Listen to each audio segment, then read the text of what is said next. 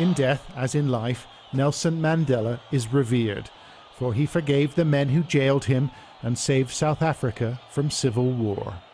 I couldn't believe the humbleness of somebody that is a statesman, that can easily interact with the Queen of England, but also with the poorest of the poor. And on the 100th anniversary of his birth, there are a few who remember what he was really like. Me with Madiba and holding his hand, and I didn't even want to wash my hand. Former colleagues who loved and struggled with the head of state. He loved crowds, and very seldom he would listen to us or our commanders giving advice that, Mr. President, maybe it's not a good idea to do this. At times he'll listen, but most of the time not.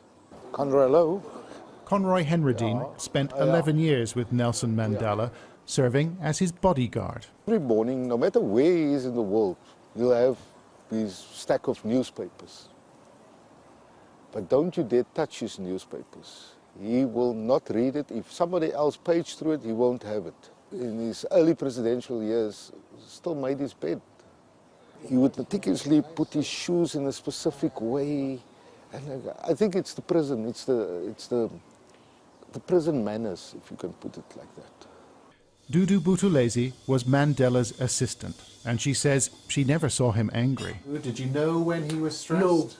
No, because even if there was something wrong and he will come in and then say, "Hello, Dudu, how are you?" Then I'll say, "I'm fine, Tata." Then he'll say, very good, thank you." And that's Madiba. When the prisoner became president, he was given a multiracial protection team, and the driver told us that Mandela worked hard to befriend team members who were white. There was no love lost between us and the old guard. However, Nelson Mandela made sure that these people felt very comfortable. Sometimes we actually thought that he was doing it at our expense, because we would think that we brought about this democracy. Why must these people be treated so well? However, they had to work together when Mandela was accompanied by Prince Charles on a visit to Brixton in London. And people jumped over these fences and they kicked the fences down, and later on there were no fences. And the crowd was now in the road.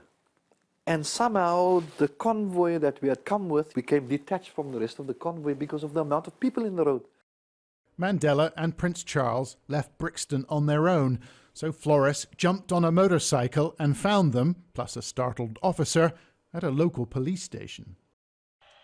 Former bodyguard Gert Barnard witnessed Nelson Mandela's best-known act of reconciliation. When a fellow security officer suggested the president wear the national rugby jersey at the World Cup final, he put one on. So, yeah, this is going to be one amazing day. The president, the first ever black president of the country, wearing a Springbok jersey. What is the world going to think about this? And what is the South African population especially the white South African population, going to think about this? Mr. Barnard, on the left, says Mandela changed the way he viewed his fellow human beings.